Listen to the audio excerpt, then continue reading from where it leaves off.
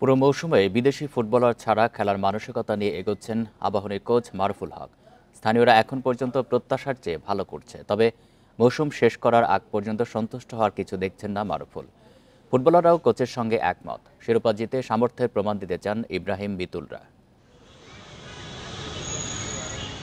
রাজনৈতিক পালাবদলে আবাহনীর চলতি মৌসুমে খেলা নিয়েছিল শঙ্কা। জোড়াতালি দিয়ে দল গড়ে ঐতিহ্যবাহী ক্লাবটি নিতে পারেনি বিদেশি ফুটবলার। স্থানীয়দের নিয়েই দারুণ করছে আকাশী নীলরা। ফেব্রুয়ারিতে মধ্যবর্তী দলবদল, আবাহনী শিবিরে বিদেশি যুক্ত হবে কিনা তা নিয়ে ভাবছেন না কোচ মারুফুল হক। দেশিদের নিয়েই মৌসুম শেষ করতে মানসিকভাবে প্রস্তুত তিনি। আমি প্রথম যখন আসি তখন আমাকে বলা হয়েছিল এই সিজন বিদেশি পাওয়া যাবে না। তো আমি ওটার ভিতরেই আছি যে আসলে বিদেশি ছাড়া এই সিজন শেষ করতে হবে, এবং প্লেয়ারদেরকে সেভাবে ইনফরমেশন দেওয়া আছে এবং তারা সেভাবে মানসিকভাবে শারীরিক প্রস্তুতি নিচ্ছে যে আমরা যারা আছি তারাই ফাইট করবো, ইনশাল্লাহ দিন শেষে সাকসেস নিয়ে আসবো। ফেডারেশন কাপে মোহামেডানকে পেছনে ফেলে কোয়ালিফিকেশন রাউন্ড নিশ্চিত করে মধ্যবর্তী বিরতিতে যাচ্ছে আবাহনী। লিগে 2-এ থাকাও নিশ্চিত। কোচের পরিকল্পনা বাস্তবায়ন করে শিরোপায় চোখ ফুটবলারদের।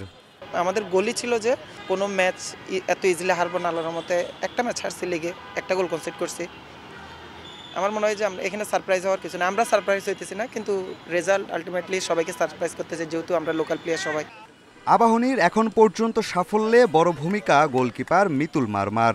বড় ক্লাবে যোগ দিয়ে নিজেকেই ছাড়িয়ে যাচ্ছেন। 9 ম্যাচের 8টিতেই কোনো গোল হজম করেননি মিতুল।